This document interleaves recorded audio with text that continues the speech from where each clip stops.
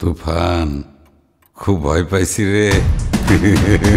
Teaser এবং গান মুক্তির পরপরই নেট দুনিয়ায় ঝড় তুলেছে, প্রশংসা কুড়িয়েছে দর্শক থেকে সমালোচকদেরও, গড়েছে একের পর এক ভিউয়ের রেকর্ড। বলা হচ্ছে আসন্ন কুরবানির ঈদে মুক্তিপ্রাপ্ত শাকিব খান অভিনীত বহুল আলোচিত তুফানের কথা। তুমি কোন শহরের মাইয়া গো লাগে উড়াধুরা। মুক্তির আগে কোনো বাংলা সিনেমা নিয়ে এর আগে এত হাইপ ক্রিয়েট হয়েছিল কিনা রীতিমতো গবেষণার বিষয়।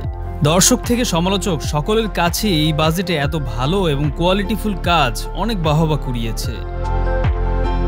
টিজারে হিরো শাকিব খান এবং ভিলেন চঞ্চল চৌধুরী দুজনকেই দারুণ মনে হয়েছে। সিনেমা মুক্তির পর যে হলে ছোটখাটো একটা সুনামি বয়ে যাবে টিজার দেখে এতটুকু বোঝাই যাচ্ছে।